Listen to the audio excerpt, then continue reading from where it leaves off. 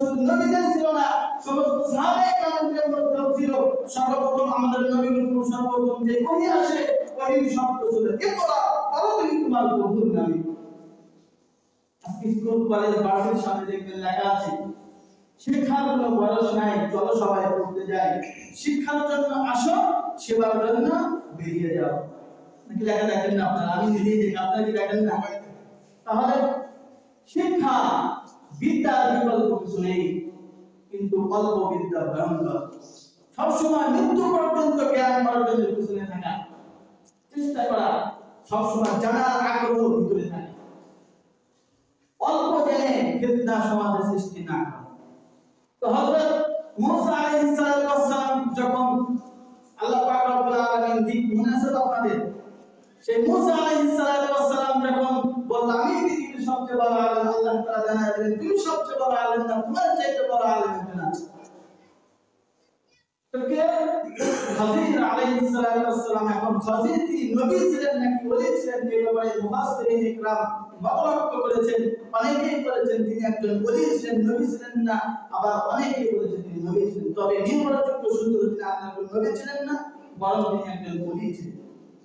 আল্লাহ পাক তাকে এমন কিছু ইলম দিয়েছিলেন যে ইলমের নাম হলো ইলমে লাদুনি অথবা ইলমে তাকবীর, যা দেখতে দেখা যায় পরিপূর্ণ কোরআন হাদিসের সাংঘর্ষিক, কিন্তু সাংঘর্ষিক নয়। যখন ব্যাখ্যা দেওয়া হয় ওই সময় বলা হয় ঠিকই আছে।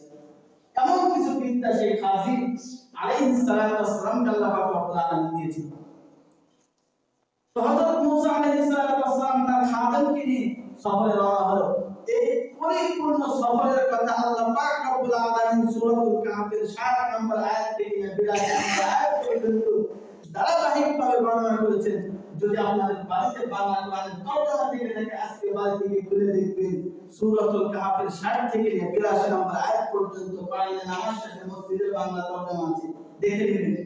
ঘটনার ভিতরে কোনো কি নাই, ব্যাখ্যা বিশ্লেষণ নাই। আল্লাহ পাক রব্বুল আলামিন স্পষ্টভাবে সেই পরিপূর্ণ ঘটনা বিস্তারিত তুলে ধরেছেন। আল্লাহ তাআলা বলেন وَإِذْ قَالَ مُوسَى لِفَتَاهُ لَا أَبْرَحُ حَتَّى أَبْلُغَ مَجْمَعَ الْبَحْرَيْنِ أَوْ أَمْضِيَ حُقُبًا।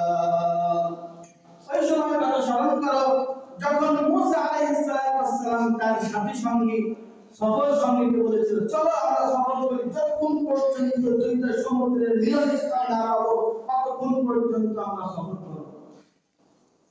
আও আমদিয়া হুকুবার, যুগের পর যুগ, মাসের পর মাস, বছরের পর বছর শুধু সফর করতেই থাকবো যতক্ষণ পর্যন্ত দুইটা সমুদ্রের সঙ্গম স্থান না পাবো।